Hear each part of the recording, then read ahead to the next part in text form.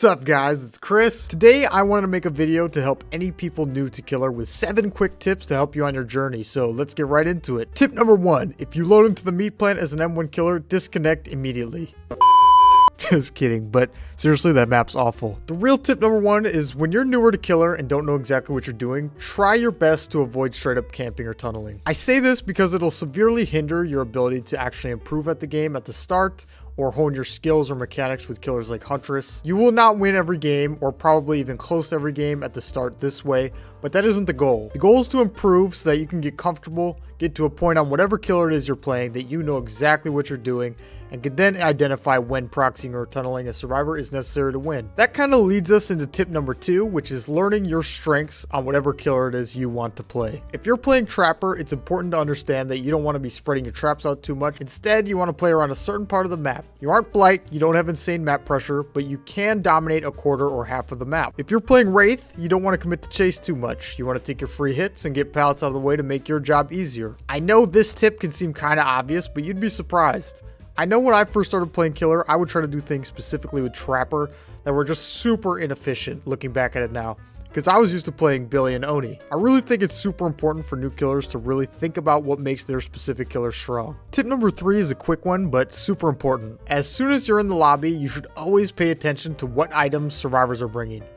If you see multiple toolboxes, it's safe to assume either the survivors are looking to speed through gens or it's a Sabo squad. If you see multiple medkits, maybe consider bringing a perk or add-on to slow down heals or even Franklin's. If you see 3 flashlights, always look at a wall when picking up a survivor or look around a bit before picking up if they're in an open spot. Dead by Daylight is a 1v4 game, so as a killer, all the information you can get is extremely valuable and can help you decide what to do throughout a match. Tip number 4 is you should do your best to identify strong areas of the map and know when to leave a survivor. This tip can be absolutely crucial to winning games as a killer in DBD. As a killer, your most valuable asset is time. As soon as the game starts, you're on a timer for the generators to get done. Everything you do is trying to stop the survivors from completing them. If you're in a strong part of the map on something like Cold Tower or Cowshed, unless you're an extremely strong killer like Nurse or Artist, you simply will lose the game by committing to a decent survivor. Instead, if they give you a free hit in a strong area, maybe try and get a pallet, break it,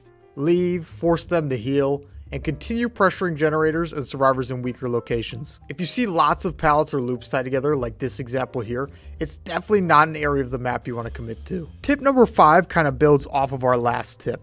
There will be a lot of survivors that are solid loopers, know they're in a strong area of the map, and really want you to chase them. A lot of these survivors are pretty experienced and don't have fun doing gens at all, so they'll do everything they can except do gens. Do not chase these survivors. They are your greatest teammate as a killer, and pretty much eliminates one survivor from the game completely for you. Instead, ignore them, find the people doing gens, and take them out. Find the weaker links, deal with people actually doing the objective of the game. You'll have a much easier time winning than committing large amounts of time to a survivor who is really solid in chase. Tip number 6 is going to be a tip specific to playing against Survive with friends. You know you're playing against a Swift as a killer and they're communicating well on a strong map.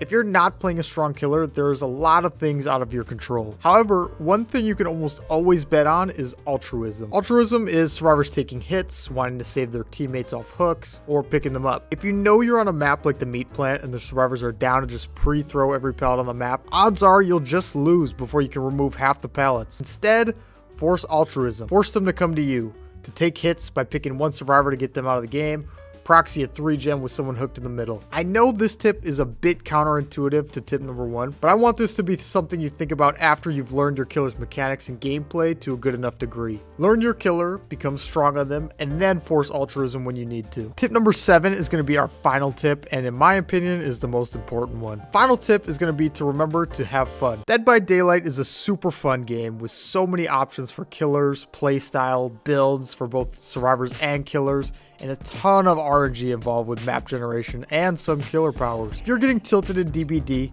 odds are it's simply because of bad map design or generation. DBD is not life or death. It's a game meant to be enjoyed. I'm very competitive myself when it comes to games, but I still can understand with the amount of RNG that can come into play. In this game, it's just impossible to win every match. Unless you play Nurse. Have fun, don't get tilted, think with a clear head and remember the tips from this video, and you'll be on your way to crushing survivors in no time. But that is going to do it for this video, and I hope you guys enjoyed. If you did, please remember to hit that like button and subscribe to the channel, and comment down below what you guys want to see next. And as always, I will catch you guys in the next one.